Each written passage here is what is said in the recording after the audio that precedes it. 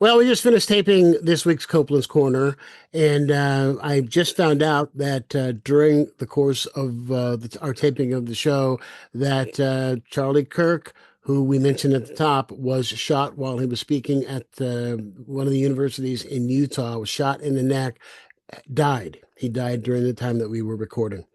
Um, I just want to reiterate, number one, I really hope nothing, I don't believe we said anything that was offensive or in any way, shape, or form advocating any kind of violence against him or anybody else. Charlie Kirk is not somebody who I agreed with. I read some of his quotes. I didn't agree with that man on anything, but I don't want to see anyone get hurt. As I said, the first man to raise a fist is the man who's run out of ideas. Violence is not the way to solve disagreements. Violence is not the way to solve problems. And it's sad, and it's sad for a lot of reasons. Number one, I'm sad for our country. I'm sad that we are so polarized that it's come to this. And the man had said some really vile things. No question about it. Now, whether he was sincere or whether it was show business is I'll leave that up to your interpretation. But regardless, this is America. And in America, at least we're supposed to have free speech. If you don't like what somebody says, fight them with words. You don't pick up a gun and shoot them from 200 yards away. So that's sad to me. But what's also sad to me is that my understanding is that he was married and had young children. And, as somebody who lost my mother when I was a child, that's losing a parent when you're a kid is one of the worst, if not the worst things in the world. It stays with you forever. So I feel really, really sad for his kids and for his family. I mean, the guy stands up to give a speech, or actually was giving a debate, and before he leaves the stage, he's shot to death. I mean, that's not supposed to happen in a free society. And it's not supposed to happen in America. So they say this all the time, and we were joking about it, but I'm saying it, and I'm saying it sincerely, and that is, and there's not a bit of sarcasm in this, my thoughts and my prayers are with the Kirk family. No family should have to go through this. None. We've got to stop this nonsense. We have to.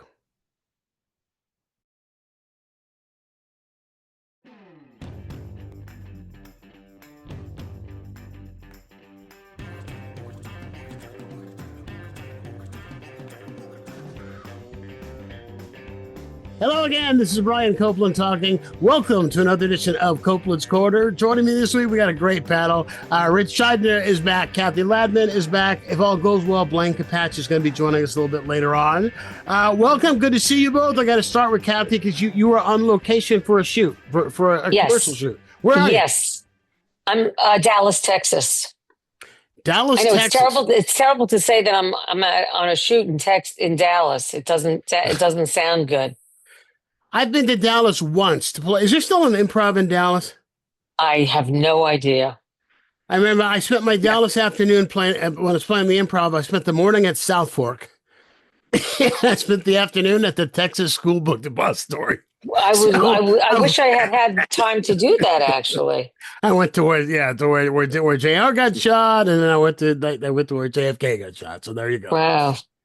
Ritch Shydner is with us. I've been there 5 times to the book depository, at least 5 times. And every time there was every time one guy, at least one guy was up there going, yeah, he could have made that shot. He could have made that shot. Every time. There's every single time. Well, what surprises me about it is how small the grassy knoll is. Oh. Because you've heard about it. Kennedy got killed before I was born, and so I've heard about it my entire life. And then you see, it's no, you know what I mean? It seems to me the shots came from there. It was tiny. It was tiny. No, I mean you'd know. So, Blaine, you're here. Welcome. It is. I am. Hey, Blaine. Hi. Blaine. Hi, Cathy. Hi, Ritch. Hi, Brian. So Grassy Knoll is very small. It's like Graceland. Smaller than you think it is. I've never been there. I'm just going off I'm just riffing. You're riffing. Okay, I'm gonna start serious. I told everybody before we started I should wipe the smirk off of my face because of the fact that we are going to start with something serious. Don't know if you've seen this or not yet. By the time this drops on Thursday, I'm sure everyone will know what's happened. Is it about my this is my Wednesday. upcoming stand-up dates? That's exactly what it is. Okay, good. On Wednesday, while speaking as part of a debate at the Utah Valley University as part of the American Comeback Tour, right-wing activist and podcaster, among other things, Charlie Kirk was shot. According to the news is still coming in. It is as we record this on Wednesday, about 1:00 Pacific time. News is continuing to dribble out as it's a breaking story. But it sounds like it's serious. There are videos apparently. I have not seen them yet, but they say that there are videos that are circulating. He's on stage. He was part of a debate. I don't know who it was he was debating. I've not seen that in any of the coverage that I've read. And they were talking about mass shootings. And the person who he was debating asked him the question, exactly how many trans people have been involved in have been the shooters in mass shootings? And he answered the question, and so in the reports I read what he answered. And then the next question was, how many mass shootings has there been in America? Then a shot rang out and apparently hit him in the neck. And they said lots of blood was gushing out of his neck. His security team swarmed him. That's where they keep a lot of blood, is the neck. Is the neck? Yeah, the neck is a big blood source. Yeah. But thank you, Blaine. Yeah, that's 9 years DeVry Medical. Much appreciated. But on this, I do not agree with anything that this man says or anything that this man does. And I pulled up just a couple of things that he has said in the past, but I preface these remarks by saying that I don't agree with anything the man says or does, but I don't want to see anyone get shot. I do not want to see anyone get killed. Violence is not the answer. Violence has never been the answer. One of my favorite quotes of all time, from the movie Time After Time, where H.G. Wells, played by Malcolm McDowell, is the first man to raise a fist is the man who's run out of ideas. And that's how I feel about violence. All right. He also said, I'm chasing Jack the Ripper who escaped to the future in my machine. Very good. Yeah.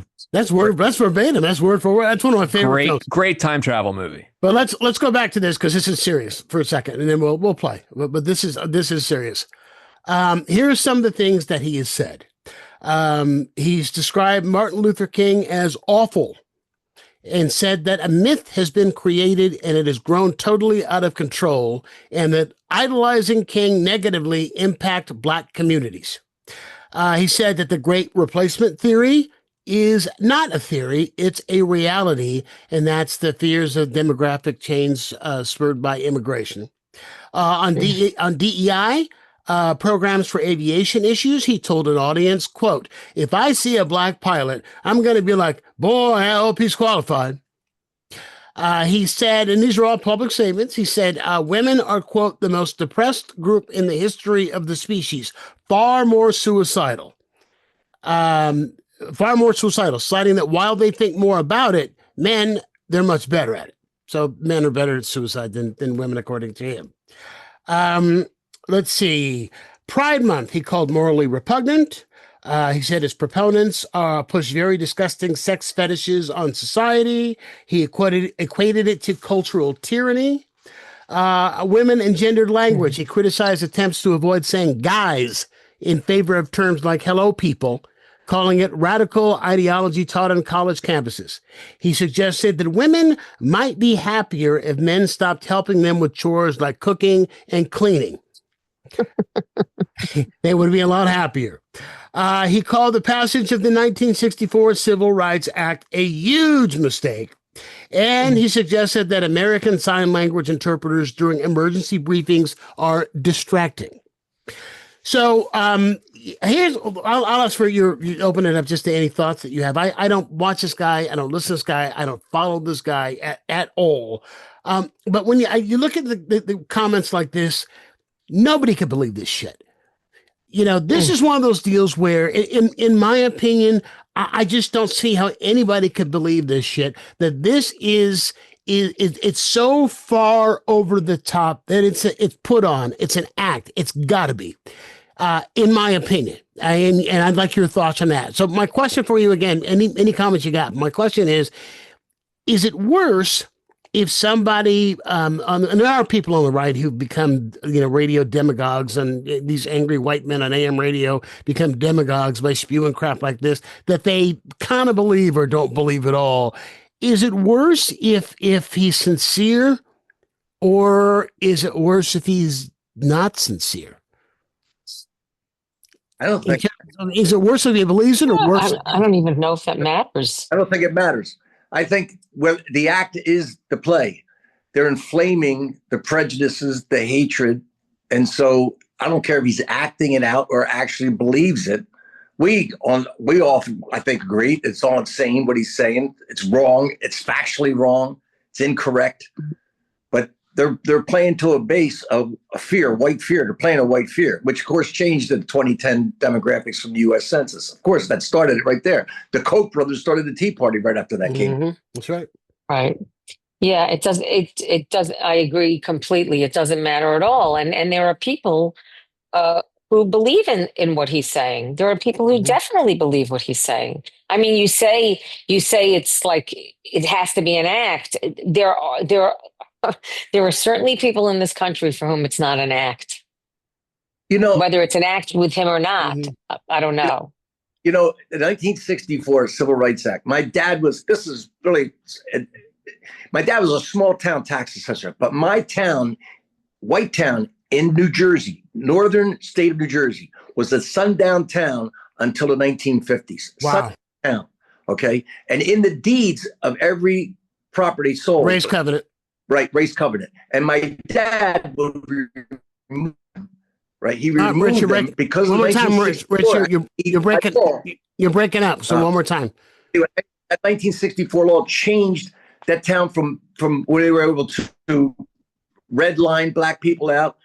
Generational wealth comes from houses, mostly in America. We know that. Black GIs were denied to be able to get a house cheaply, and they couldn't get into good neighborhoods where their houses would appreciate in value. That's strictly racial.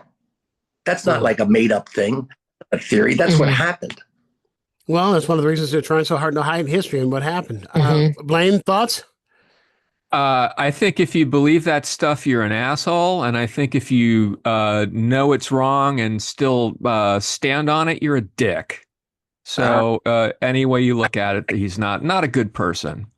I don't want to see people get shot, etc. But it's yeah. Well, he's a horrible person. Yeah, he's a horrible person. I don't want to, but I want to try to be involved about it. I'm trying very hard not to say thoughts and prayers. I'm trying very, very hard to hold my tongue. Yeah, there's a million people saying thoughts and prayers on every social media platform right now. I'm sure. And thoughts and prayers are just you talking to yourself. And they say the shooter fired from 200 yards away at the book depository, which is weird. We were just talking about that. You're in doubt because Cathy's in Dallas. 200 yards away, and they describe him as an older gentleman. This is Times of London. An older gentleman in his 50s or 60s. So he's white. I wondered about that because that's my big fear. I hope after all of this, the crap that he said, that I hope that it wasn't a woman, and I hope that it wasn't a person of color, and I hope it wasn't somebody who's a member of his targeted scapegoats. That's really what I hope. An older gentleman at 200 yards. There's going to be a Lasix commercial coming out of this. I'll tell you, sir, in terms of sincerity. I first started, got asked to do talk radio here in San Francisco in about 1990. I was asked to fill in for KGO, at the time was the 50,000 watt ABC affiliate here. And I was really nervous. And at the time, this is pre-internet, but there was a service that was called Prodigy. I don't know if you guys remember Prodigy or not. And it was owned by Sears of all things. Yeah. And you could email people who were also on Prodigy. Sears owned it. It was a Kenmore. It was a Kenmore service. And Rush Limbaugh was not nationally known and nationally syndicated at the time. He was doing a daily show from Sacramento, I believe is where he was at the time. He was doing a show in Sacramento, and I know KGO carried him in reruns on weekends they gave him like a 6-month tryout, and he just didn't feel he was right for the station. And so I emailed him. Since he was on Prodigy, so I was on Prodigy, and I sent him a Prodigy email. I'm Brian Copeland. I'm thinking about, I've been asked to do talk radio, and I'm really nervous because, I don't know, what if I don't get any calls? What do I do? I don't know, I don't know what to say if I don't get any calls. So he writes me back, and I wish I'd saved this because who knew he was going to blow up like he did? And the gist of what he wrote me is that you'll get calls. What you do is you take a position on an issue that is so far out there that nuts will call up to agree with you, and reasonable people will call up to disagree with you, and then you've got a food fight and you've got a program. And that's what it is, he told me. And so that's why I think he can't. So at the time, basically, he was telling me he didn't believe the shit coming out of his mouth before he blew up and the Republicans took over Congress. But I think he came to believe that crap. And again, I never met the man. It's the only communication I ever had with him. And I wish I had printed that out on my dot matrix printer. On my dial-up connection, and it say that there she is. It's I really don't know what to say about this. I mean, I hope the man doesn't die, obviously. I mean, I don't want to see anybody get hurt because things are, and it's just, I was a little kid. I was born in 1964, and I remember Martin Luther King getting shot, but I didn't understand it. I remember Bobby Kennedy getting shot, but I didn't understand it. I remember George Wallace getting shot. I remember the SLA, and all that news used to scare the hell out of me. I had such a crush on Patty Hearst. I was like, I don't know. What year was that? 72? 74. 74. I was like 9 years old, but I was like, yeah, that beret. I don't know what it was. So you didn't have a crush on her, you had a crush on Tanya. Yeah. I had a crush on her character. You had a crush on Tanya. Yeah, it's sort of like Bailey Quarters. She got kidnapped in Berkeley in the presence of her boyfriend. Yeah. How'd you like to be the boyfriend? Yeah, a little cuck chair action. I worked with Chris Hardwick. Chris Hardwick's a good friend of mine, and he's married to her daughter. Oh, that's right. Lydia. Yeah, that's her mother-in-law. Yeah. And wow. And she would come to at midnight taping sometimes, and I would just be like, I wouldn't, didn't want to say anything, but I was like, you're in the history books. It's insane. It's like, it's like you're kind of like a Beatle. Anyway. Wow. Well, what she's I'm tiny, really tiny. Little small thing. Well, what I'm worried about is, and I've been worried about it for a while, is are we headed back to another crazy ass time like that? When you had all these militant groups, the Weathermen and all of this, and they were all white suburban kids, white middle-class suburban kids that somehow got radicalized. So they're robbing banks and planting bombs and all of this kind of kidnappings and all this kind of stuff. Are we headed back to a time period of political assassinations and all that?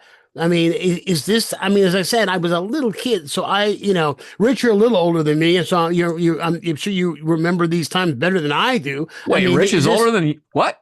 A little bit older than me. I think I'm even older than Ritch. Un petit peu. Yeah, but you carry it much better. The FBI was formed because of the radical, the people who were, now they're talking about old. I just blanked on the word, but they wanted chaos. They wanted.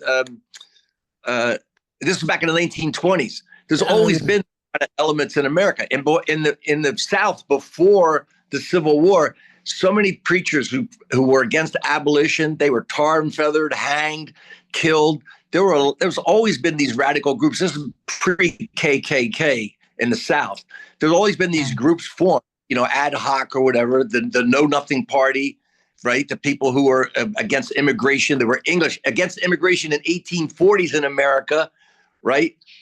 They were the English who didn't want the coming in and polluting the place before we even got outside of that range, before we got the British Isles. There's always been those groups, always been violence. We've been violent. It like almost never changes. I mean, it's like it just keeps coming around again. Yeah. Right. But see, in my lifetime, other than, as I said, the late 60s when I was 3, 4, 5 years old, I don't, every once in a while there'd be, a tragedy like Oklahoma City or something like that. But we really didn't have a lot of domestic, unless I'm misremembering.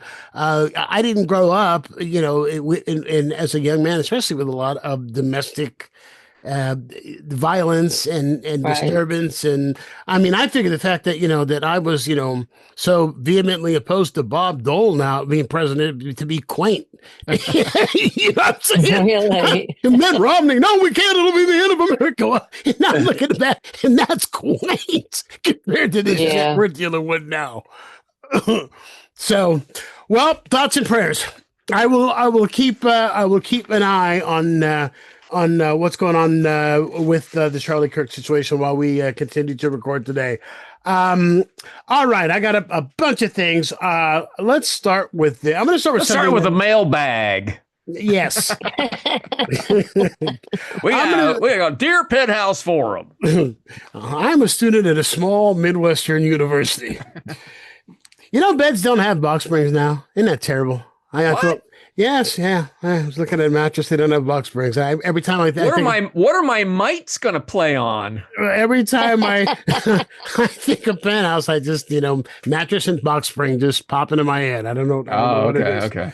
I don't know what it is. All right, mattress is free. Change. So we're gonna do round robin. I've got a question for each of you. I'll ask you individually, then we'll open it up. Okay, just something in the news from this week. Ritch, you're up first. I don't know if you have followed this Phillies Karen story. I hadn't heard about it until day before yesterday. If you have not heard this story that's gone viral, there was at a Phillies game. Father's there with his wife, his son, his daughter. It's his little boy's birthday. His kid's like 10 or 11 years old.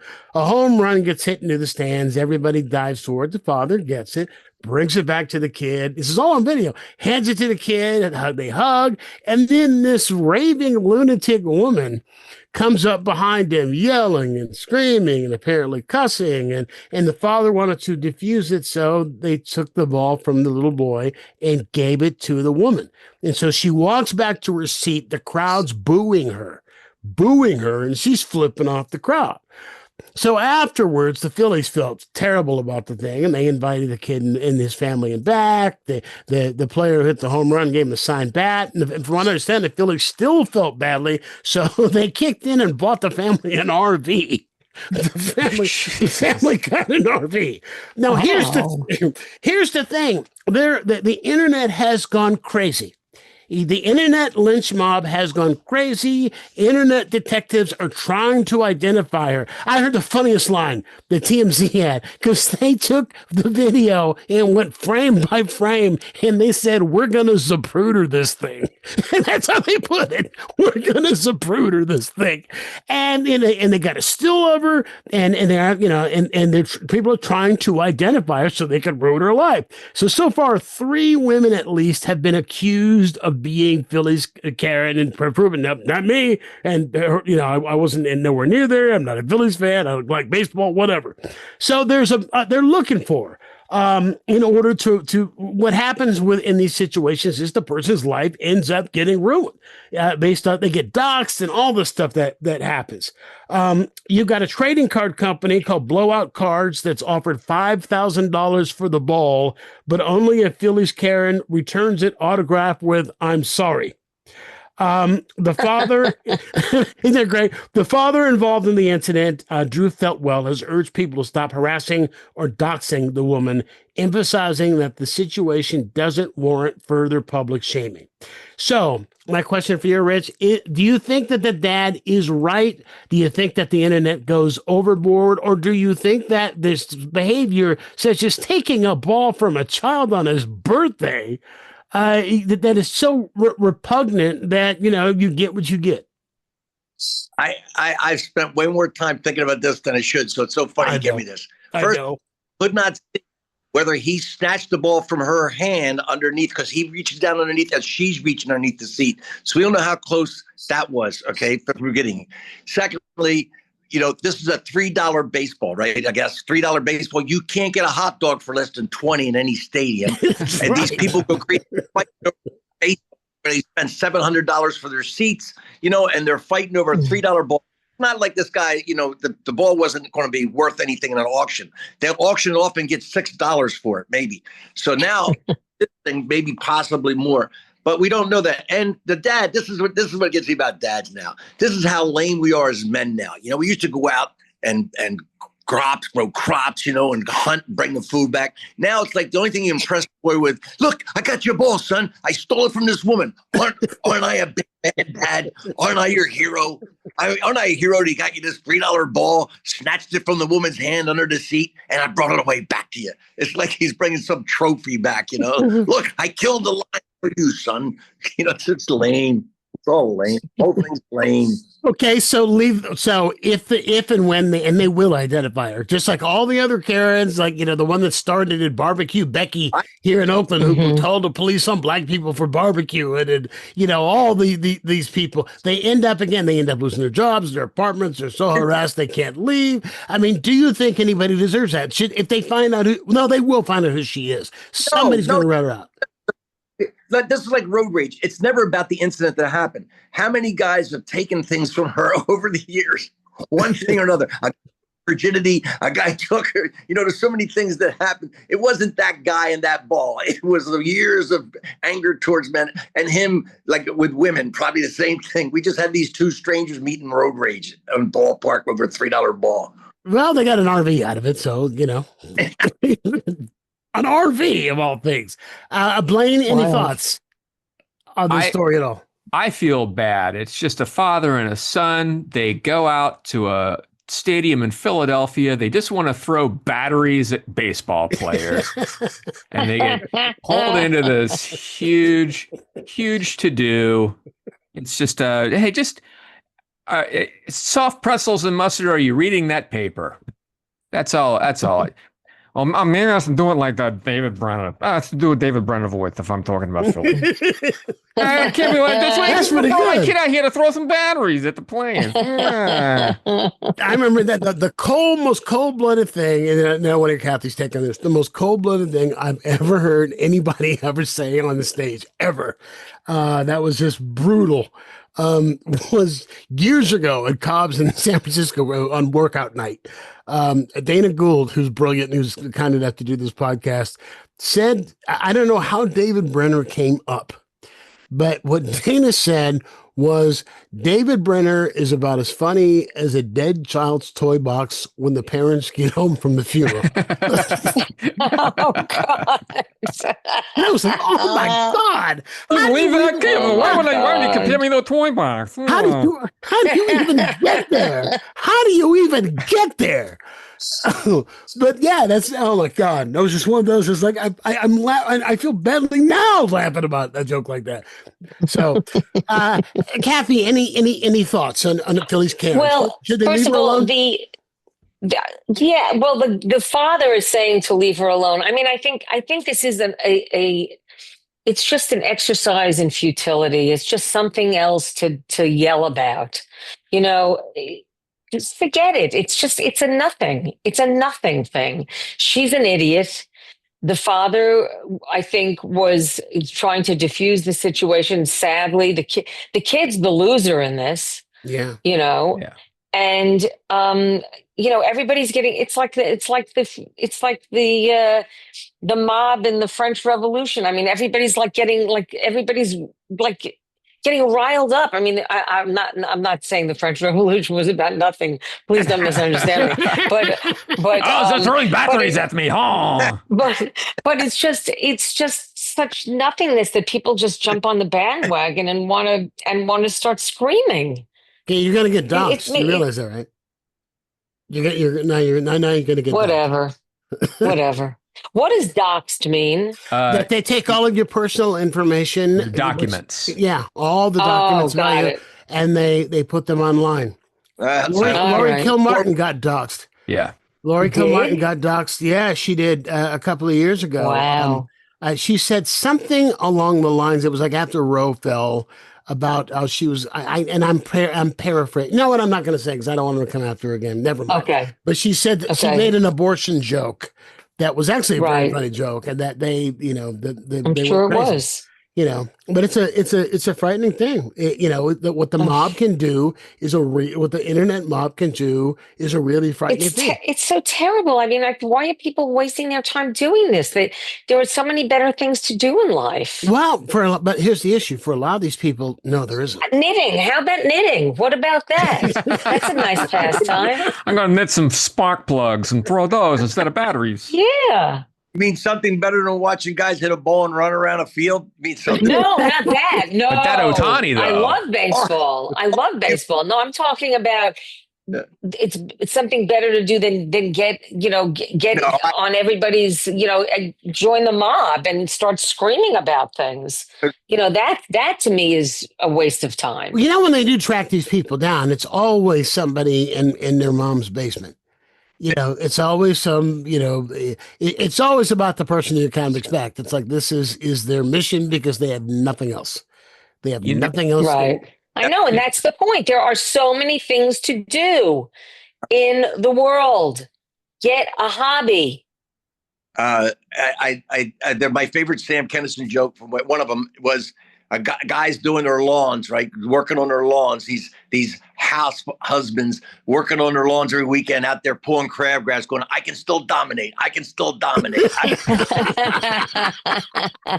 That mob is. That's what that mob is. Oh my Lord. Hey, can I tell a quick David Brenner story? Go.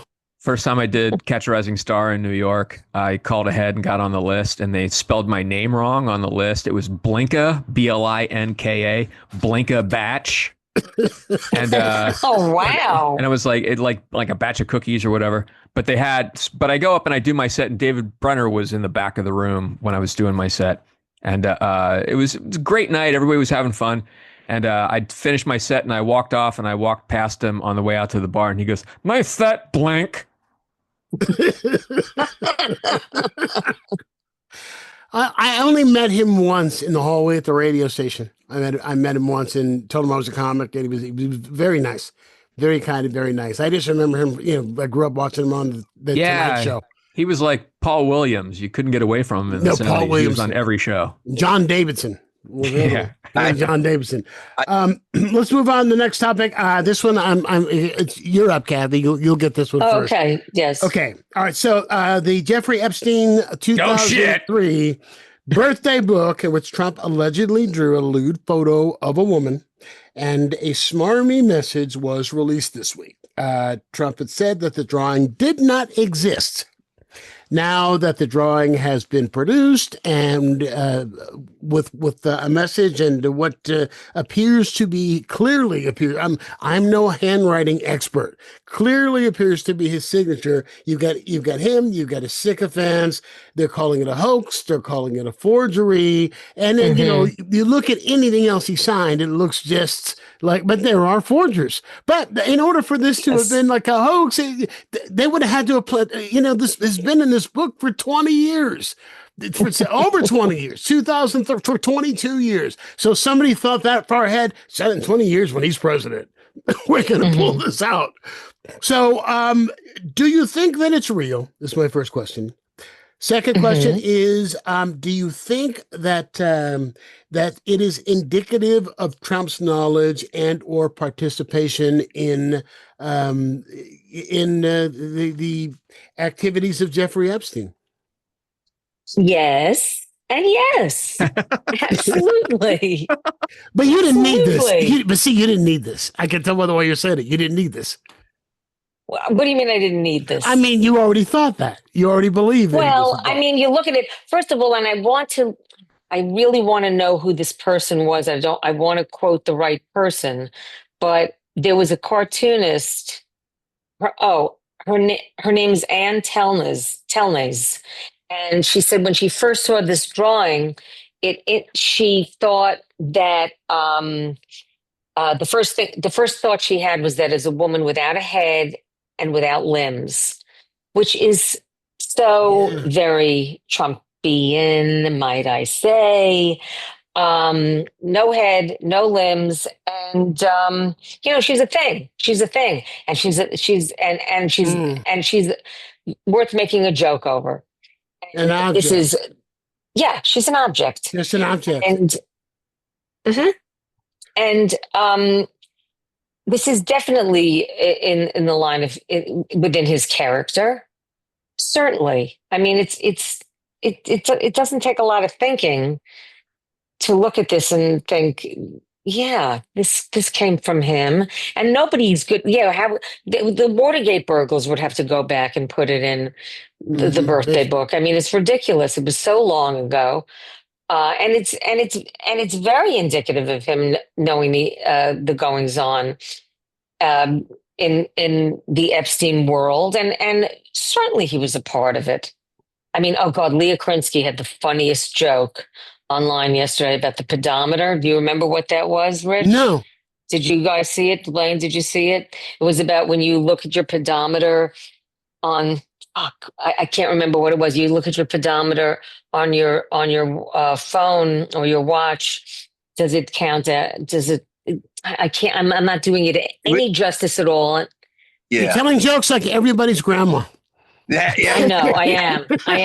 Yeah, Thank you. Hey, there are two guys. Oh wait, no. One was a guy, one was a woman. But I don't want to say it wrong. So okay, you can look. Anyway, you can look it up. It had to do with pedophile and pedometer, and Trump, and it was very funny. But that's all I'm saying, Your Honor. That's it. Yeah, I mean, they're all creeps. They're all creeps. They're all disgusting, and I hope the world gives them what they have coming. Blaine? All the stuff that I read was like he would want girls that looked like his daughter, and he would say to them, "You look like my daughter. You remind me of my daughter." But it was in a very bad, sinister kind of way. And I just, I feel bad for his. Simultaneously feel bad and not bad for his kids. Well, he said, he said on television that if Ivanka weren't his daughter, he'd be dating her. He would date her. Yeah.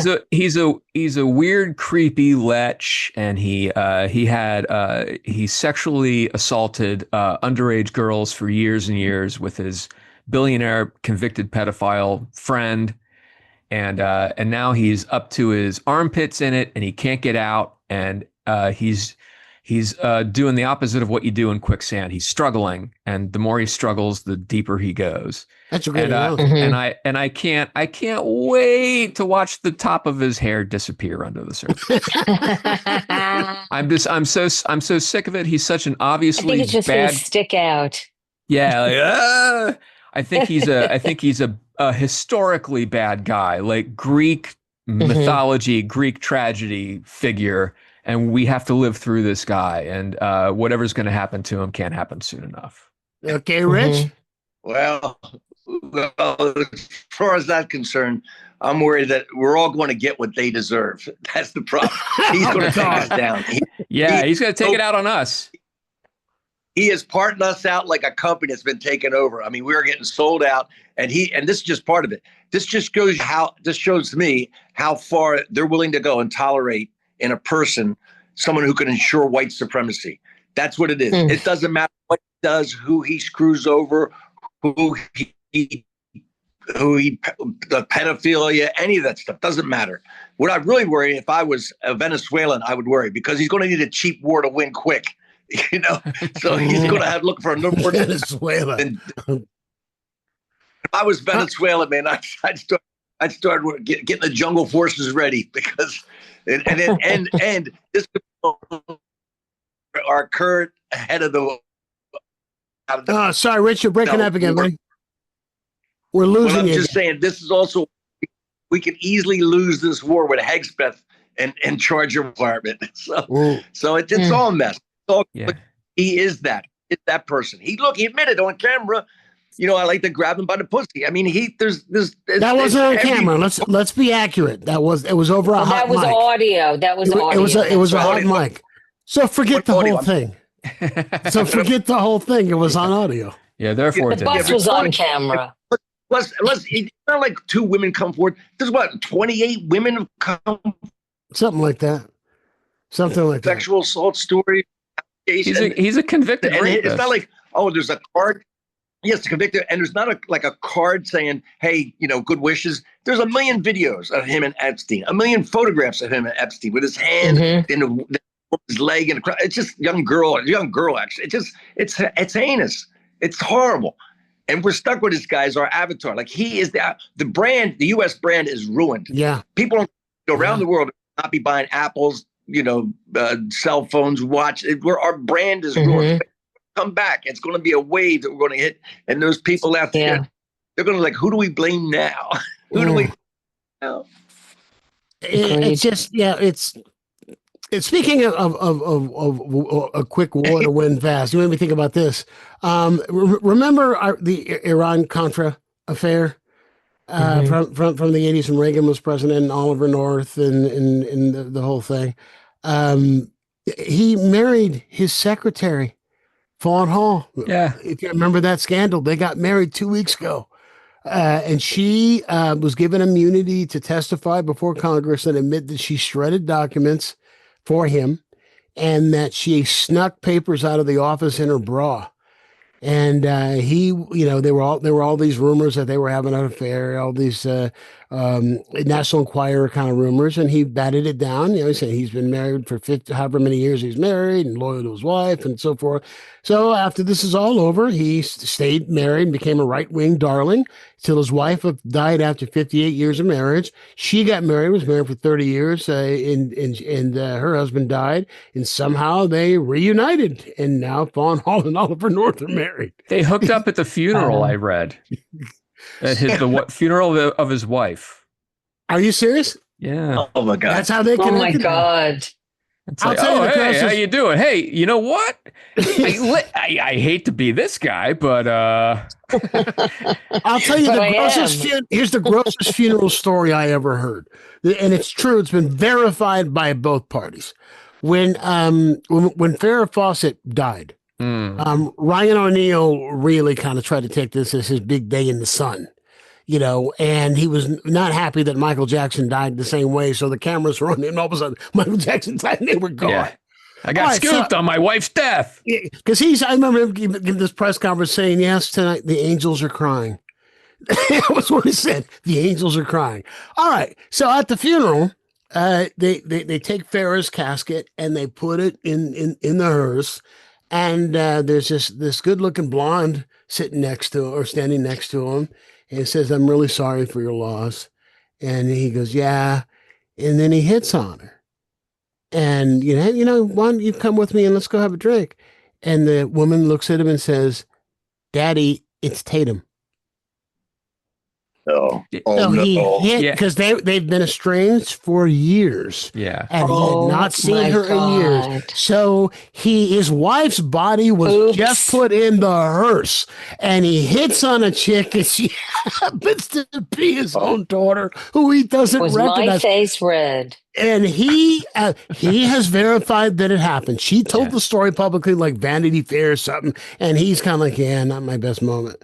There's another statement. God. There's another statement for you. Trump told me it would work. Daddy, it's Tatum. That's the grossest story I ever heard. Okay, Blaine, you're up. Okay. What? You're up.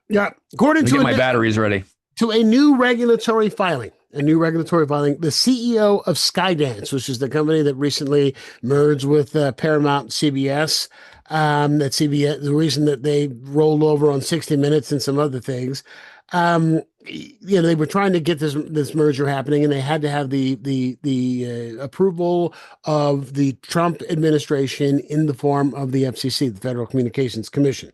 Well, it has now been revealed in the regulatory filings that the CEO of the company, who's David Ellison, whose father Larry owns Oracle, and we'll get to him in a minute. You're killing me, Larry.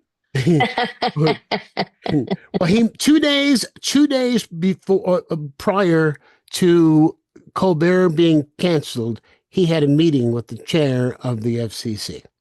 And it was the FCC that could have put the kibosh on. It was an $8 billion deal. The FCC could have put the kibosh on the whole thing. He meets with the chair of the FCC.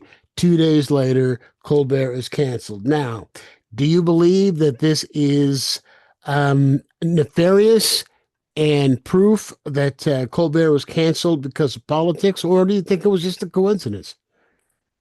Can I answer like Paul Lynde on Hollywood Squares? Oh, please. I think that quit is definitely pro. I agree. That was X good. gets the square.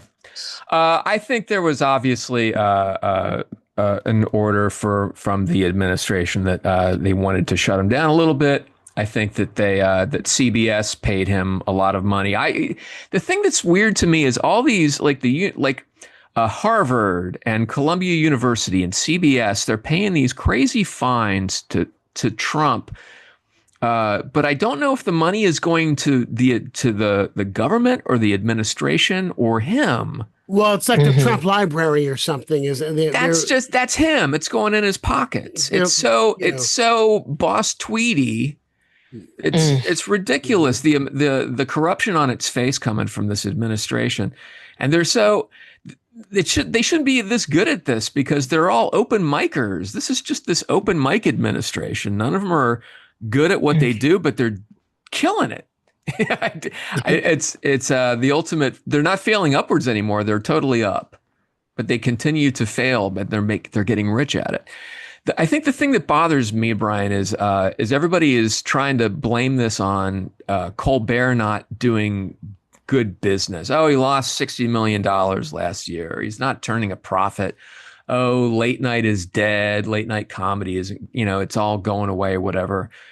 But he was number one in the ratings, and ratings speak louder than words. And for them to make a conscious decision to get away from the most successful show that they have in that time slot is obviously they were told to get rid of it, or they have some sort of personal interest in getting rid of it, or they're just shutting it down because they think it would be funny. I don't know what's happening, but they keep saying that his ratings were down. He was losing money. Oh, he had 200 people working on his show.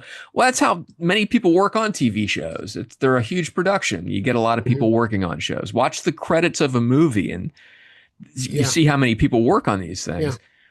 Yeah. But yeah, I think CBS, and later they've turned over their news division to Barry Weiss, and she's a right-wing mouthpiece. I think it's very, very obvious that this. Well, part of the deal that was made was that somebody from the Trump administration could kind of be an overseer at CBS News to make sure that there wasn't bias. Yeah, I don't like the settlement. I don't like the word overseer. It has a weird connotation. You don't like the word overseer. Yeah, exactly. Or does that bother you? Yeah. Does overseer bother you?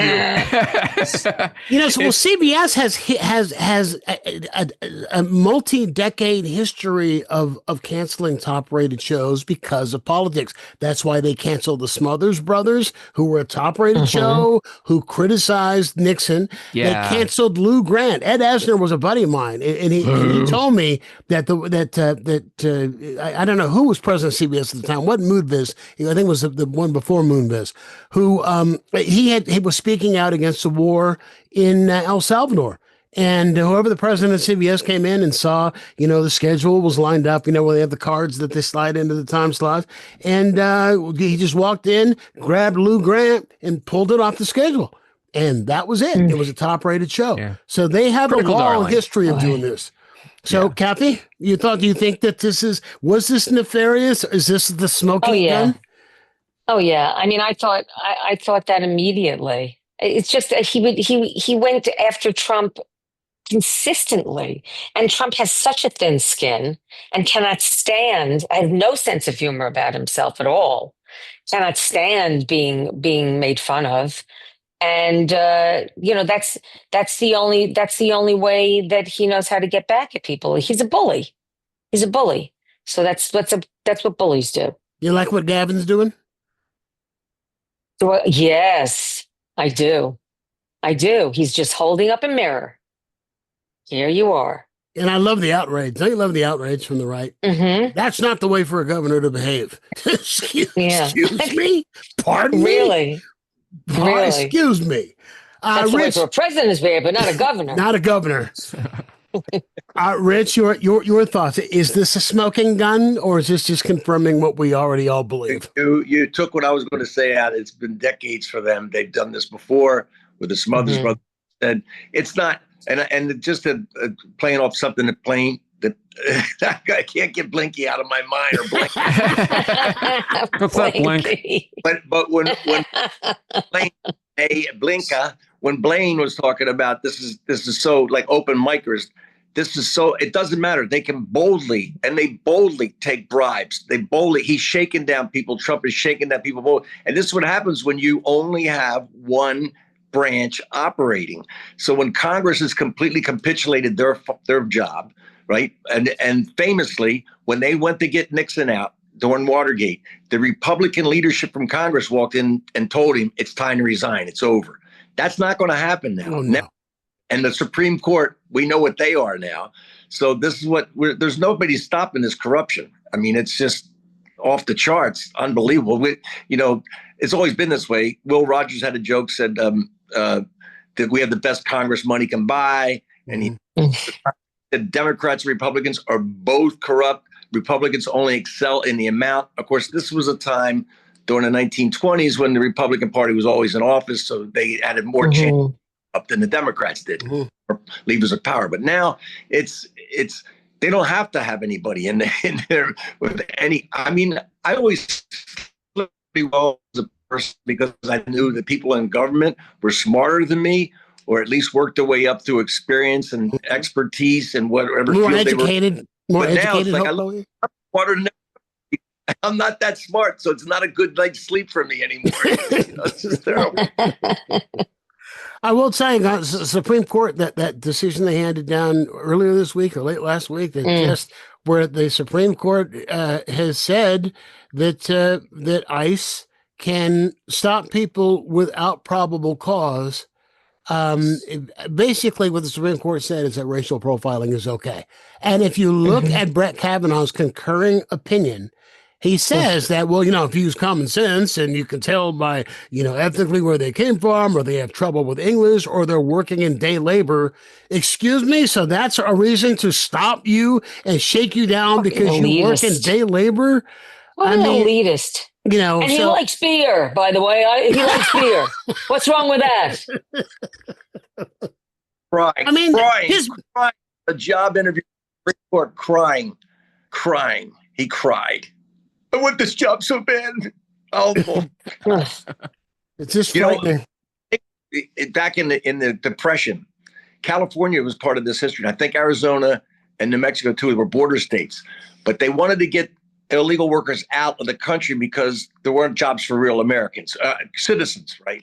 So they did this sort of thing then during the 30s. They were just taking people off the street. They looked like they were of Mexican descent or foreign descent. They took them off the streets, and they didn't even care whether you had, back then, they didn't care if there were citizens were thrown out of the country. They didn't care, not care. We have had a history of that. There's really not much we're doing that we haven't done at some point or another in this country. I mean, it started from the beginning. I mean, Irish need not. That was the exactly. Sign. Well, actually, I've seen pictures of signs that say "No dogs, no Irish allowed." That's what I'm saying. Irish did not apply. That was yeah. What about your emotional support, Irish? My emotional support Irish. I'm just here to help out when he gets sad. Oh my Lord. Okay. Emotional support Irish. The governor and the Surgeon General of the state of Florida have decreed that they are going to What an end oxymoron. Yes, go ahead. Yes, they're going to end all childhood vaccine mandates. They say that vaccine mandates are, quote, filled with the disdain of slavery. Now, mind you, this is the state that won't allow anything about slavery to be taught in the classroom to a child, but somehow getting a mumps, or a polio vaccine, it's slavery, same thing, absolutely same thing. They've got Dr. Oz is making decisions about Medicare and about Medi-Cal. Dr. Phil is participating in ICE raids. I mean, the world has just gone insane. It's just gone insane. Has. I saw a video, though, speaking of Florida. You couldn't pay me to go to Florida. You could not. I wouldn't go to Florida for anything, especially now that, these German kids running around all over the place. But somebody shot a video they posted on TikTok on Labor Day at Disney World. And if you've ever been to Disney World before, it's imagine Disneyland with about 1 billion more people, and a hour longer wait to ride, one of the rides. There's no one there. Right. This past Labor Day, there is no one there. You can walk around. Right. This is on Labor Day weekend, and and so there are people who are staying away from Florida. I mean, if not for political reasons, they're staying away from Florida for health reasons. If I had a school age kid, I wouldn't. If I lived in Florida and had a school age kid, I'd move out of state if it were possible. If I were offered something and I had a school age kid to go to Florida, I wouldn't bring him. I mean, it's just, it just makes no sense. Again, I go back to, do they believe this shit? That it's vaccines or Kennedy saying that autism, he had a big thing that Monday, he's going to tell everybody how autism is formed, where autism comes from. And what he says is it comes from pregnant women taking Tylenol. And that's what makes the babies autistic. I think autism in Florida comes from Captain Brian's Off the Hook Comedy Club in Marco Island. I'm sure of that. I think we've all had our Captain Brian Off the Hook Comedy Club vaccines. Take a look at that clip. I'm trying to think if I played Florida. There used to be was it a Punchline in Jacksonville? Yeah. Oh, yeah. Is that what it was? Comedy Zone. It was a Comedy Zone. Is that what it was? Yeah, and there was a Punchline from it out of Atlanta there for a very brief time. There was okay, but the comedy was still there.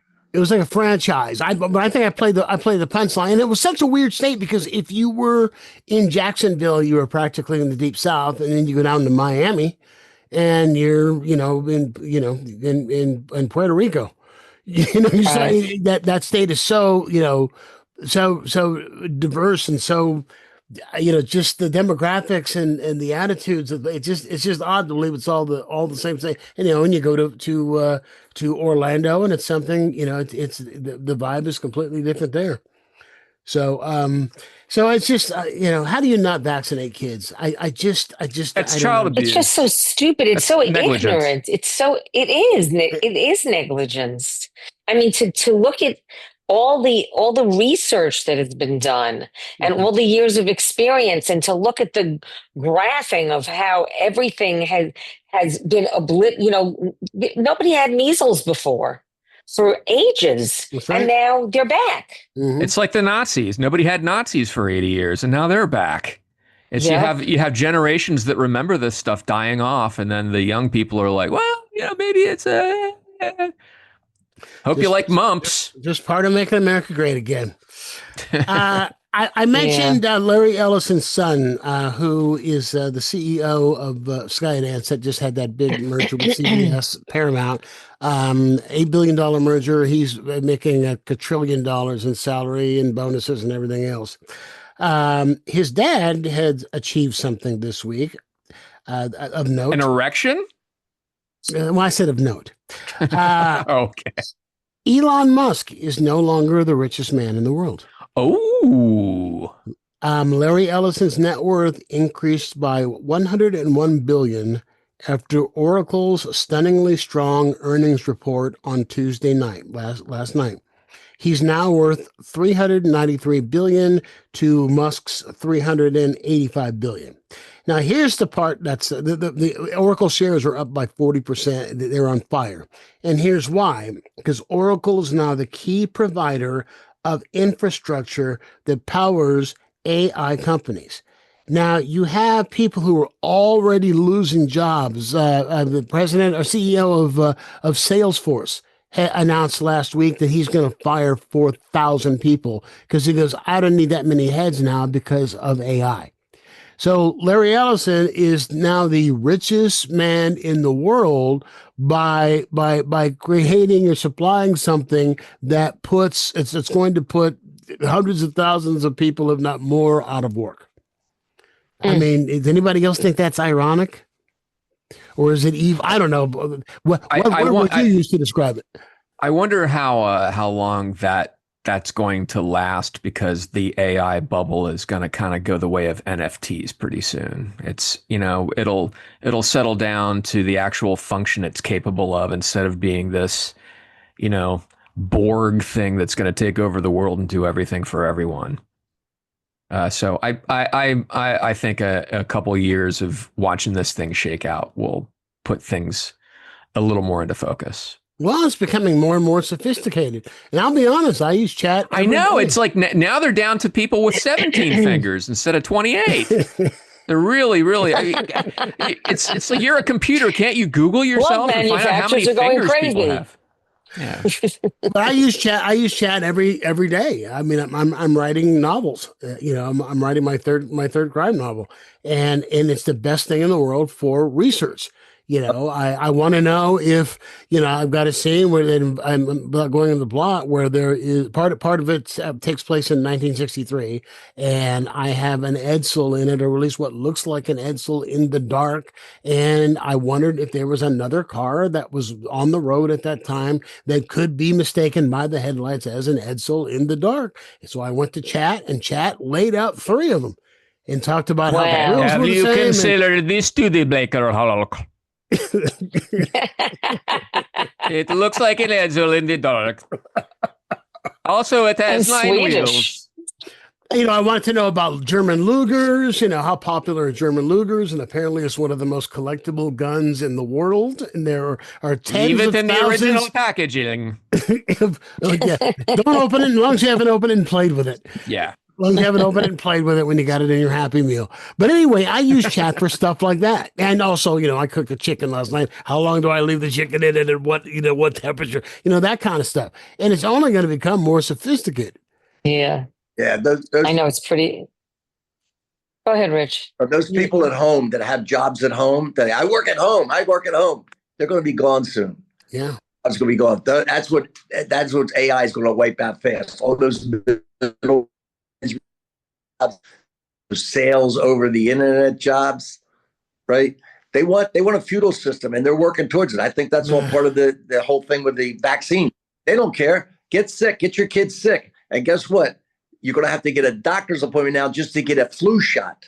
Yeah. That's what Dr. Oz is all about. That's what they're doing next. So it's all going to the money's going to get tight for everybody. And there's going to be people making like Larry Ellison money. And then there's going to be people the dirt for tomatoes for this year's canning. I'm dark. I'm very dark on the whole thing. You're very dark. I'm 72 years old. I think I can ride it out here. I can ride it out. It's my kids and the younger kids that I feel for. Kids, I got the best of it. I honestly. Washington Post has an article today that I feel like I got the best of it. Between the tariffs and the high inflation and the rise in use of AI, that this is the toughest employment climate in years. Job vacancies are vanishing. Businesses have still not recovered from the pandemic. I mentioned that Salesforce, getting rid of 4,000 positions.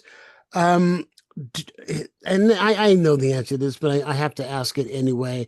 Things are going to get a hell of a lot worse in terms of employment before they get better because of this. They say that people, I read an article about a guy who worked for a company for like 25 years. Now he's applied for 200 jobs and can't get them. You got people who were applying for jobs with resumes written by AI, and what they don't realize is that the resumes are being read by AI that the employer has and rejected for whatever reason, if a keyword isn't there that it looks for and whatnot.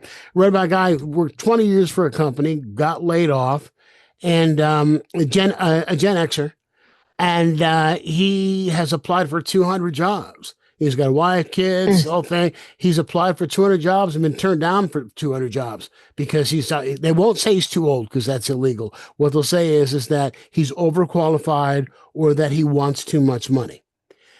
So as you see more of this happen, and it's going to hit the red states hard. It's got to hit the red states hard. How can it not? And as I said, I know the answer. I'm going to ask the question anyway. Do you think that once you see massive unemployment in the places that are so make America great, kick everybody out, and all this stuff, do you think that they're going to see the light? Or do you think they're going to just, find a way to blame it on Biden and Obama? Oh, man. I mean, go ahead. I was going to say, I don't really care one way or the other what they think anymore. They've done enough. Yeah, you remember all those songs, 70s and 80s, like, Springsteen, Billy Joel, these jobs are gone. These factory jobs are gone, fellas, and they ain't coming back. Well, they're going to have new songs. These middle management jobs are gone, fellas, and they ain't coming back. The whole new blues songs. I don't think there's going to be a moment where they're enlightened and they go, "Oh, we made a terrible mistake. We made a terrible mistake." No, I don't think that's going to happen. Yeah, I'm curious. I'm very, very curious. You're all established comics. We're all established comics. If you weren't doing comedy, if you instead, when you came to that fork in the road where you decided this is what you were going to do, if you had taken the other fork instead, what job would you have right now? Cathy, what would you be doing? What was the plan? Because your plan could not have been you were going to be a comic when you were in high school. Mom and dad would not have. It actually was. It actually was. I wanted to be a comic from a very young age, and I was too scared to start when I graduated from college. I taught for 1 year. I taught English, and it wasn't what I wanted to do. So I wouldn't be a teacher. But I think I would be a writer. I said a job. I said a job. A job, a real job. I would own a yarn store. I would own a yarn store. That's what I would do. Does anybody do? My grandma used to get patterns and stuff there was like a fabric store and like make dresses, and nobody does that. Oh yeah, but that's sewing. That's different. But this is the yarn craft, which I've been doing for years, and I absolutely love it. It makes me happy. But so you don't know what you would be doing. You would not be teaching. You would definitely not be teaching. I would not be a teacher. No, it wasn't something that made me happy. Okay, Blaine, and it's a noble. Oh, it is a noble profession. It should be our highest paid profession. If I were king of the world, absolutely, it should be. And yeah, but it's so denigrated and demoted and made unimportant in every way. That education is like the most important thing. It's the most important thing, and it's like it's like vaccination. Yes, against ignorance. I mean, it's preparing. And that's why Donald Trump said, "I love the uneducated." That's right. Blaine, what would you be doing if you had a job, a job? I don't know why I put it that way. What we do is a job. But if you had if you were a civilian, we'll put it that way. What if you weren't doing comedy when you came to that fork? What would you be doing right now? What would your job be? SEAL Team 6. I learned how to play Lady of Spain on little car horns. Honk, honk, honk, honk, honk, honk, honk, honk. I could just hit him with my nose. I could balance a ball on my nose. I'd jump up and flipper, and then they'd throw me some fish out of a bucket. He's cheating. You'd be doing a SeaWorld gig. SeaWorld gig. What would you be doing? Seriously. I wanted to be a writer when I was but I wasn't allowed to be a writer when I chose that. I almost stumbled into advertising before I got into stand-up. But when I was a kid, I didn't realize that until I was a comedian that I was supposed to be a comedian the whole time. I would, like, my dad would let me stay up and watch Johnny Carson monologues, and I'd listen to his Woody Woodbury albums and stuff, and I'd lip sync to, Steve Martin albums in the basement like I was playing air guitar. So I was always doomed to comedy. Ritch? By the way, the writer thing, when I was managing this bar and bartender when I graduated from college, I was writing these stories at night, high on speed and booze. And I'd come in the next night and I'd have these sheets of paper that I typed and I'd hand them to patrons. This is blue collar. And the guy's like, I just want a fucking beer, Shydner. So that was not good. But I was in law school. I was clerking for this lawyer, and I was Wow. South Jersey, be his junior partner. And I knew that I didn't know that. I just knew.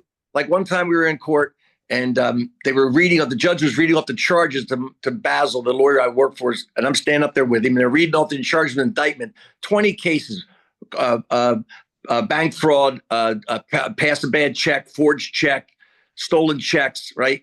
And he says, I set bail 10,000. How do you want to pay for this? And I go, check. And the whole courtroom laughs, right? And Basil looks at me like, you can't do that. I go, yeah, but that's all I want to do. Did the judge laugh? What? The judge laughed. Everybody laughed. Everybody.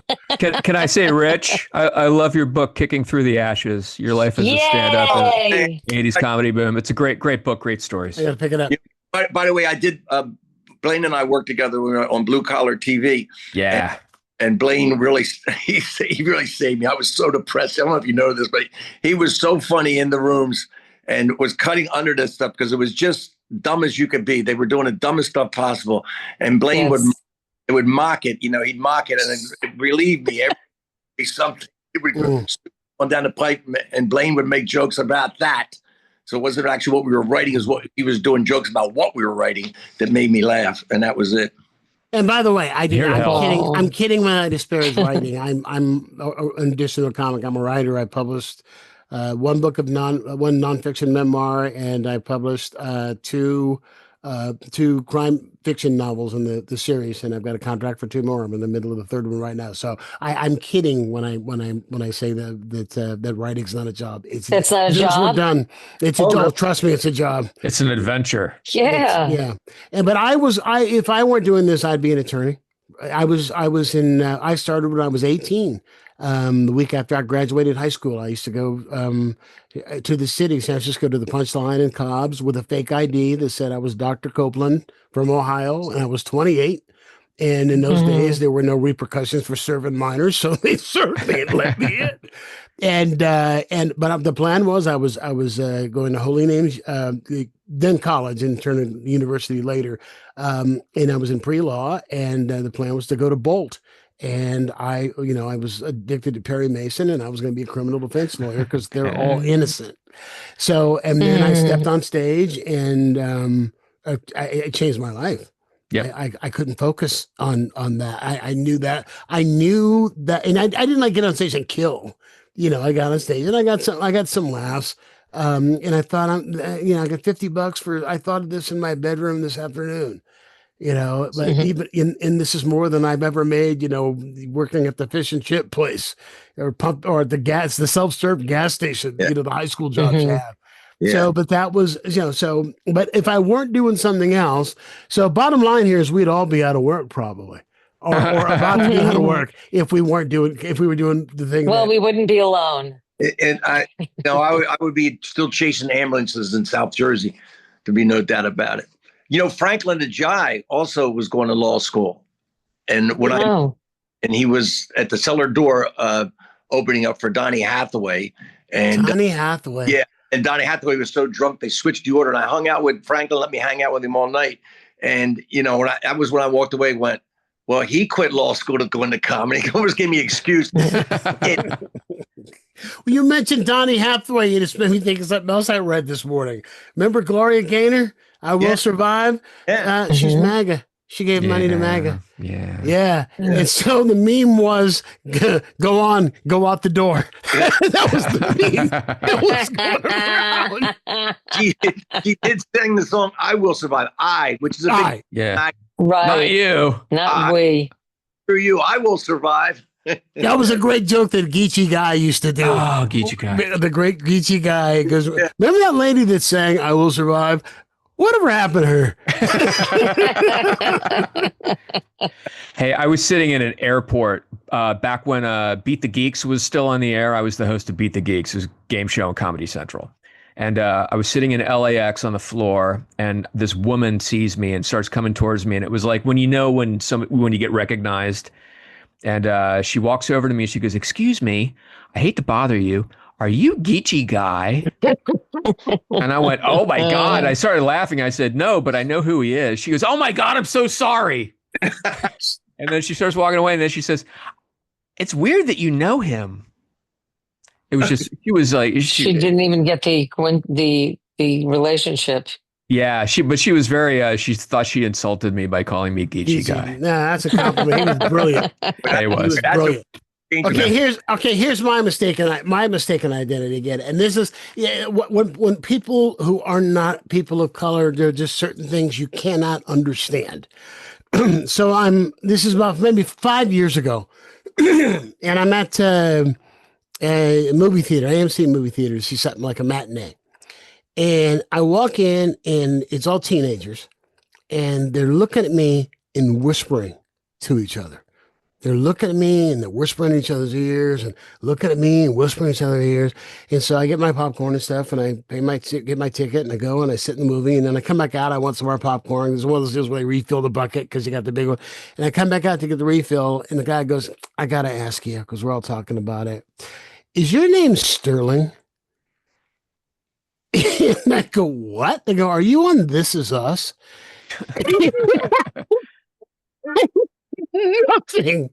Nothing like Sterling K. Brown. I mean, it's a compliment. Wow. He's one of my favorite actors.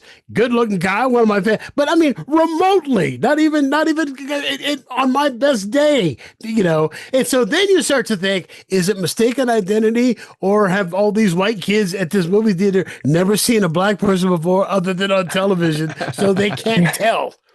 I didn't know you had arms and legs. You didn't know? You had no idea? I don't. I'm just a torso, just from here on up. From here on up. So let's end with this. Now, I don't know what anybody's marital status is. You can share it or not. There is a trend that is happening right now where divorced spouses, former spouses, are choosing after the divorce to live together in the family home in order to keep the 2 or 3% interest rate that they got when they bought or refinanced back in 2020.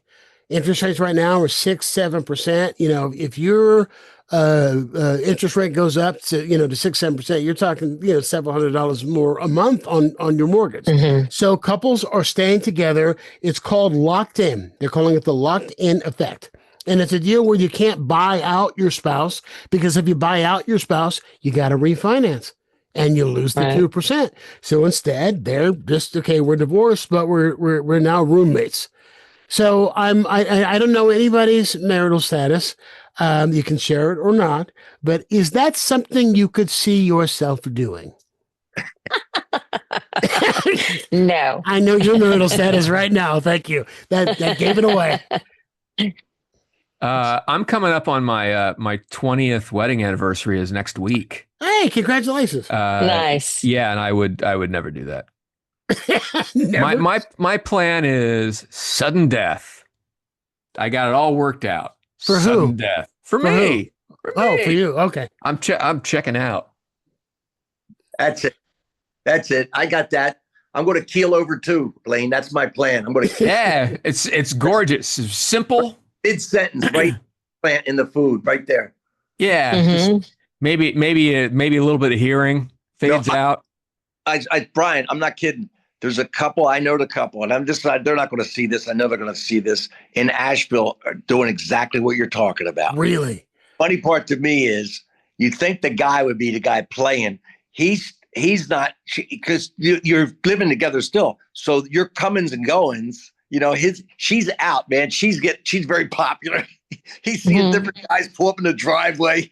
You know what I mean? He's like in torture because she's doing very well socially. That's what I say. Right. And he's not doing so well. And he's complaining. I go to the gym. He goes, I got fat. I got married. I got fat. I go, well, you know what I mean? You're going to have to get in shape, man. But and as a guy, they're married a long time as a guy. So they're just hanging in there. Right. Yeah. But as a guy, guys, though, I mean, I can't even imagine. No. Because he's not my age. He's probably more your age. I think he's about 59 or something like that.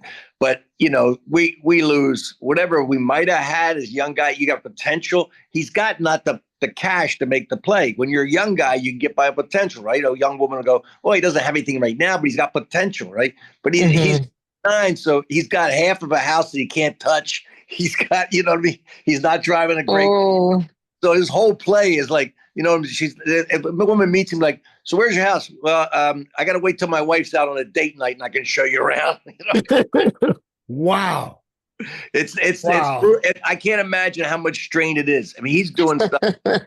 We're laughing about it, but I can't imagine how much strain. Oh God, that's just, it's terrible. Not me. And I've been married 3 times. These guys know that. I make a move. If I'm not making a move, I'm not putting up with that. I'll be out there in a beat up old RV going from campground to campground, but I'm not doing that. No, I've been married twice. See where I cut myself shaving?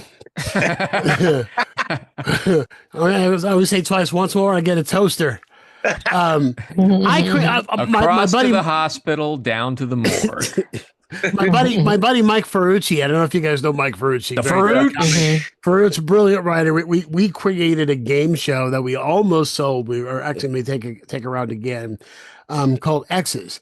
And the premise of it is, could you, if you'd gone through a really contentious divorce, live with your ex for 90 days for $1 million? And what it would be a fourplex with 90 days for $1 million. You don't have to sleep in the same bed, but you have to do all the challenges or things that married couples that are happy fight about. Like the first thing they have to do would be to go to IKEA and furnish the place. And nothing goes in that they don't both agree on. Then they got to assemble it together. And then there was another challenge where, people pick sides in a divorce. So it's a family dinner where, you're fighting your people and she's inviting her people. And can and every episode ends with a polygraph where you're allowed to ask 3 questions about something you thought you were lied to about during the marriage. So some people are going to be cleared. Some people ain't going to be cleared. So isn't that a great show? I'd watch that. That sounds a lot like my show, Murder Suicide. And I could do it for anything that's finite. I could definitely do. Yeah. That's easy. How many murders actually started as murder suicide pacts? Once you go, okay, I'm going to kill you, then I'm going to kill myself. You kill the other person, you go, hey, you know what? I don't need to kill myself now. Wait a second. My problem was you. Oh, what a mess. I don't want to leave that behind. Oh, Lord. Oh, this is too much fun, but my battery's almost dead. So, I got to throw it at the Phillies. Should take the kid's ball out of his mitt. Anything you want to plug, Blaine? You can hear me play Dungeons and Dragons with a bunch of other 50-year-old men on the Brian Posehn's Nerd Poker podcast, available where fine podcasts are sold. Congratulations to him for the Big he's Bang on Theory spinoff. Yeah, he's Was it a Stewart Saves the World? Is that what it's called? Stewart Saves the World. Yeah, Yeah, It's great. he's great. Yeah. He's great on Big. I mean, that's one of my all-time favorite shows, and I've been rewatching it. And he's wonderful in that show. he's funny. He's a great guy. He's absolutely wonderful in that show. He was in San Francisco for a while, wasn't he? Wasn't he up here? Yeah, I lived in his old apartment after he moved to San Francisco, or he moved to LA, and I moved in with Patton. He and Patton were roomies. So yeah, it was all one big happy. Ritch, you still doing your solo show on the history of comedy? Yeah, I'm still doing stand-up history of comedy and making these little videos about the history of stand-up comedy, and that's all I'm doing. I don't have to travel with that. I just sit on the couch and Nice. things, and that's all. I don't have to go anywhere, and I'm happy. That's it. All right, I Cathy. love those videos, Rich. Right. They're so great. So Thanks. great. You'll be able to see me on a JCPenney's commercial soon. Ooh. And I'm also producing a new show at the Crow in Santa Monica called Cradle to Grave. I love the And Crow. it's multi-generational comedy for multi-generational audiences. That's a great idea. So, Thank so you. what are you getting multi-generational crowds? We've only done one show so far. It's new. So the next show is on October 5th. Okay. Well, how was the first one? What did you draw in terms of age range? Yeah, it was multi-generational. It was, and it was really nice. Yeah. It was a lot of fun. Well, is it hard to figure out whether or not they'll laugh at the the Gen Zers are going to laugh at the same things? I think funny people are going to make people laugh. That's what I think. Skibbity toilet. I There you go. I heard Leno on Bill Maher's podcast the other day, and he was talking about he had a bit about getting older and about when he opens a bag of potato chips, it's like ripping a phone book. And somebody in the front row goes, "What's a phone book?" Oh yeah. And so he explains, well, it's where everybody has their, their names and their addresses, and they go, well, what everybody? Here's the conversation again. Everybody, yes, everybody. The name. Well, what if you don't want your name in there? And he goes, well, then you would pay extra to not have your name and phone number in there. And the kid goes, well, that's extortion. Yeah. I'm not going to have this conversation with you. That's why I wondered, is it hard to find, what's a phone book? Because you forget, you forget. Yes. And we used, growing up in Queens, New York, my father would not allow us to call 411 information because that cost money. Yep. So we had every borough's phone books and Long Island, Nassau and Suffolk counties. We had all of those phone books in the front closet. What a pain in the ass. There was a gig that David Strassman, remember David Strassman, the ventriloquist? David Strassman and Chuck Wood. You going to tell the Anchorage Club? Yes, you played it. Did you play it? It was a strip club that he booked in Anchorage. And what the deal was is you'd go in and it was strippers. And then at 7:00, the strippers would all put on evening gowns and pick up a tray. And all these guys in trench coats would get up and leave. And then couples would come in. And then the comedy show started. And then the show was over. The couples would leave. The guys in the trench coats would come back. And the evening gowns would come up. Well, every stripper, because the comedy said, what else is there to do? It was Anchorage. So we'd hang out, we hung out with them. And they all had to have a gimmick. And this one, her gimmick was that she would tear a phone book in half. Pillow. Pillow. Her name was Pillow. She was a Pillow? stripper. You remember. I knew Pillow fairly well. Pillow. Three marriages, ladies and gentlemen. Go ahead, you knew Pillow fairly well. Yeah. She was a stripper. There were girls that had the cowgirl outfit, the one with the heavy metal thing. That's right. Stripper. She was a weightlifter, bodybuilder, the first, really about anything like that. She was fairly famous. You know what she'd make money? You know how she'd make money? A lot of money. Guys would want to wrestle her naked. They would have her dominate them in wrestling. Seriously, she had some great stories. Who books that? Oh my God. David Strassman used to book that. Oh my God, that place was a front. It got busted. It was a center for cocaine distribution in Alaska. All these guys would come off the pipeline, right? Oh, There's wow. stories. I had a weekend with Vic Dunlap. I did not sleep for the I remember coming out at the house next door to it was a gambling whorehouse, right? Had blackjack tables, poker tables. And I come out and this big tall guy with a cowboy hat was, I can't think of his name right now, but anyway, he was like the guy, the bouncer, and ran a thing. And I'm coming out of this thing and I go, oh, it's great. It's still dark out. So I can go home and get some sleep because I, usually out all night doing it and come out in the sunlight and it's cocaine, trying to find a place to hide. I go, hey, Lanier, guy's name was Lanier, I'll see you later tonight. He goes, night, motherfucker. He goes, starts in an hour. It was 7:00 at night. It was 7 morning.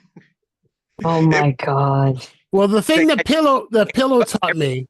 Had guns. And one night they had some guys fired off guns. This is when the place first started. All these guys had guns. These guys come off the pipeline with lots of money and cocaine and guns. And so shots were fired. And Bob Saget goes, hey, they just fired some guns off. And Lanier goes, are they shooting at you? No, then get up there. Get up. See, I didn't know any. I was a young, innocent, like 21-year-old kid when I went up there for the first time. And the thing that I did, Pillow was the one that I hung out with, and nothing, like I said, I'm a 20-year-old kid, nothing happened. The thing that she taught me was how you tear a phone book in half, and it had nothing to do with strength. She showed it's how you break it. In the binding. It's the way that you twist it in the binding so that it breaks, and once you start, it comes apart. And so that's a skill that's a skill like, how do I fix my buggy whip? That's the kind of skill that is now. How do I get the whale oil in the lamp? Exactly. How do I get the last laudanum out of the bottle? I want to mention my plug before I get out of here, and that is I've got a solo show I'm doing. I started in 2019 and thought I was done, and then brought it back again and thought I was done, and now I'm back with it again. It is a series of monologues on life in the age of Trump. It is called The Great American Shit Show, and critics say that it is a therapy session for progressives. So I'm doing it in Sacramento. So if you're in Northern California, I'll be in Sacramento at the Sierra 2 Theater Saturday night at 7:00. And we tell you right up front, it's on the poster. If you love Trump, you'll hate this show. If we're telling you up front, if you love Trump, you'll hate this show. So for tickets, you can go to briancopeland.com for tickets, or as well, you can go to Round Paper Tickets or Eventbrite. They've got tickets there as well. So Ritch Shydner, Blaine Capatch, Cathy Ladman, thank you. This has been fun. Yeah, this is delightful. Fun. Please come back. It's great to see all you guys. All right. Well, that's going to wrap it up for us. I will check out next week. Great to see you guys. If you like what it is that you saw or heard here, if you're watching us on YouTube, please be sure to like and subscribe. If you are listening to us, please go to your podcast provider and leave us a 5-star review. That helps people to find the show. And if you enjoy this, please tell your friends. Send them the link. Tell them to check it out. Okay. I will check you out next time. Till then, be kind to your neighbor. He knows where you live.